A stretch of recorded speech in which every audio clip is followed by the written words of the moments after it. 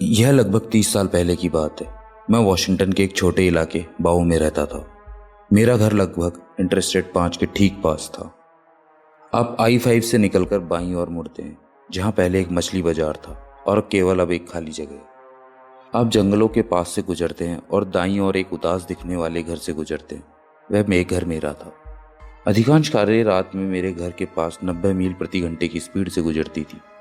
अक्सर अजीब लोग रात में हमारे घर के पास रुककर दिशा पूछते थे या हमारे यार्ड में पेशाब करते थे। हाँ, ये अजीब था और अब भी है। हमारा घर लगभग 800 वर्ग फुट से भी कम था और बुरी हालत में था। उदाहरण के लिए मुझे याद है कि जब मैं पेट के बल लेटा हुआ खिलौनों से खेलता था, मुझे घर में चूहे दौड़ते हुए दिखते थे। मैं वहाँ अपने माता पिता के साथ रहता था। मेरी माँ जो लगभग 5 फीट 3 इंच लंबी थी, मेरे पिता जो लगभग 6 फीट 4 इंच लंबे थे, मेरी बहन जो उस समय मेरी माँ की लंबाई की बराबर ही थी लेकिन उनसे बहुत बड़ी थी। मेरी माँ जीवन भर कुपोषित रही, इस कारण वह अपना वजन नहीं बढ़ा पाई। उन्होंने अपना अधिकांश जीवन केवल 45 किलो वजन के साथ ही बिताया। यह भी बाद में कहानी में महत्वपूर्ण है। मैं अपने छोटे भाई के साथ वहाँ रहता था। हम जंगल के बीचों बीच रहते थे, जहाँ हमारे पिछवाड़े से जंगली जानवरों को देखना सामान्य था। यह उस समय की कहानी है जब मैं शायद 7 साल का था। मैं अपने छोटे भाई के साथ एक कमरे में सोता था। कमरे में बंक बेड थे जो सीधे बेडरूम के दरवाजे के सामने रखे थे। यह एक बहुत छोटे हॉलवे में खुलता था, शायद 4 फीट का होगा। मैं नीचे के बंक बेड पर सो रहा था और रात को बीच में जग गया। मैंने करवट ली। अब मुझे याद नहीं कि मैं किस कारण से जगा था। मैंने दरवाजे के बाहर हॉलवे की ओर देखा। मैंने एक अंधेरा देखा। उस अंधेरे में एक आकृति देखी जो मेरी बेडरूम के दरवाजे के बाहर दीवार के खिलाफ झुकी हुई थी। मुझे स्पष्ट रूप से याद है कि मुझे यह बहुत ही फनी लगा था। मैं हंसा क्योंकि आकृति पतली, छोटी और काउबॉय टोपी पहनी हुई थी। उसकी बाहें छाती पर क्रॉस की हुई थी और उसके पास की दीवार के खिलाफ उसका पैर था।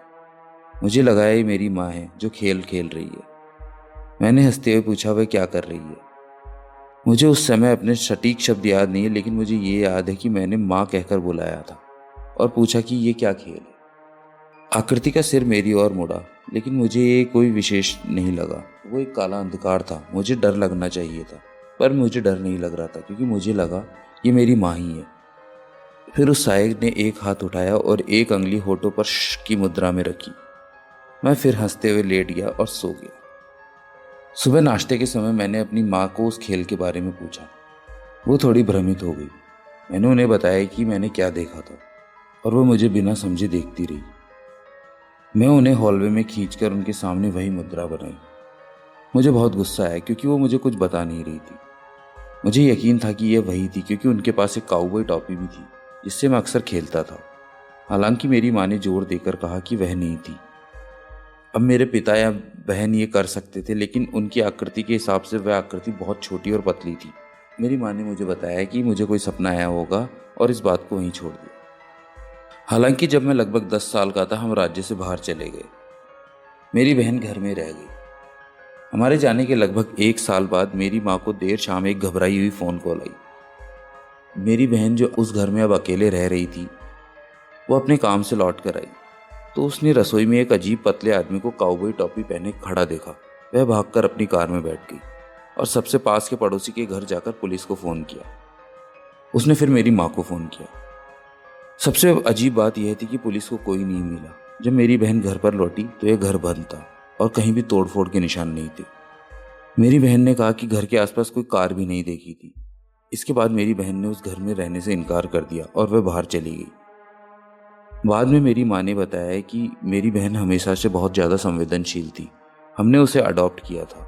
बचपन में उसने अपनी मृत माँ को भी देखा था, उससे बात भी की थी। उन्होंने यह भी बताया कि हमने जिस आदमी से खरीदा था वह आदमी काउबॉय टोपी पहनता था। यह लगभग 20 साल पुरानी बात है। यह घटना है उत्तराखंड की। मैं अपनी पूर्व पत्नी के साथ वहाँ एक छोटे से घर किराए पर लिया जो लगभग 18वीं सदी के अंत या 19वीं सदी के शुरुआत में बना था। पहली अजीब बात जो हमने देखी वह रसोई में थी। कभी कभी जब हम वहाँ कुछ कर रहे होते थे और कुछ मिनटों के लिए छोड़ देते तो वापस आने पर वह चीज़ें अपनी जगह से हटी हुई होती थी। यह हम दोनों के साथ हुआ। हमने पहले सोचा कि एक दूसरे ने किया होगा या हमने खुद किया होगा और भूल गए, लेकिन यह इतनी बार हुआ कि हमें धीरे धीरे विश्वास हो गया ये चीज़ें खुद ही हिल रही थी। यह कभी भी फिल्मों में दिखने जैसा नहीं था। अधिकतर यह बर्तन होते थे जो सिंक में या उसके पास रखे हुए मिलते थे। कटोरे, प्लेटें, कप, मग, ग्लास आदि हमेशा साफ सुथरे ढंग से रखे होते थे और कभी कभी कुछ टूटा हुआ नहीं मिला। मैंने जानबूझकर एक कटिंग बोर्ड और चाकू खाने की मेज पर छोड़ दिया, बस देखने के लिए। कुछ समय तक कुछ नहीं हुआ, जब तक कि एक दिन मैंने अपना जाल बिछाकर लगभग 10 मिनट के लिए छोड़ दिया और वापस आया तो कटिंग बोर्ड और चाकू की सिंक के पास मिले। मुझे स्पष्ट रूप से अब असली हल्का डूबता हुआ यह एहसास याद है कि यह हमारी कल्पना नहीं थी, यह वास्तविक था। मेरे पास कोई व्याख्या नहीं थी। इसके बाद मैंने परीक्षण नहीं दोहराया। इसके बाद हमें अजीब लगती थी सीढ़ियाँ। हम लिविंग रूम में सोफे पर बैठे होते थे। आप सीढ़ियाँ अपनी नज़र के कोने से देख सकते थे। हम दोनों अक्सर सीढ़ियों पर हलचल देखते थे। यह इतनी बार होता था कि हम टीवी देखने से रुक जाते थे और परेशान रहते थे। मेरे लिए सबसे महत्वपूर्ण घटना वह थी जब मैं एक दिन बर्तन रख रहा था। रसोई घर के पीछे थी, जो लिविंग रूम के एक दरवाजे से जुड़ी हुई थी। सीढ़ियाँ दरवाजे के ठीक बाहर थी और बाईं ओर थी और 90 डिग्री पर मुड़कर ऊपर जाती थी। मुझे ये याद है कि मैंने डिश रैक से एक प्लेट उठाई और उसे सुखा रहा था, और जैसे ही मैंने दरवाजे की मुड़कर देखा, मैंने स्पष्ट रूप से एक महिला को सीढ़ियों पर चढ़ते हुए देखा।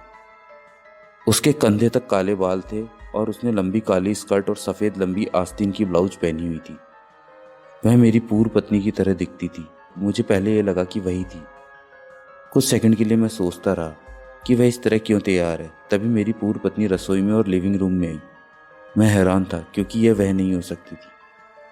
मैंने उससे कहा, मैंने अभी तुम्हें सीढ़ियों पर चढ़ते देखा, और फिर ऊपर जाकर यह जानने के लिए तैयार हो गया कि वह कौन था जिसे अब मैं घुसपैठिया मान रहा था। मैंने हर कमरे की तलाशी ली, बिस्तरों के नीचे, अलमारी के नीचे, कुछ नहीं मिला। वह महिला गायब हो गई थी। यह कोई भूतिया आकृति या अर्ध पारदर्शी छवि नहीं थी, यह एक ठोस व्यक्ति की थी। वह तेजी से ऊपर सीढ़ियां चढ़ रही थी, जैसे उसे कुछ याद आ गया और उसे लेने के लिए भाग रही थी।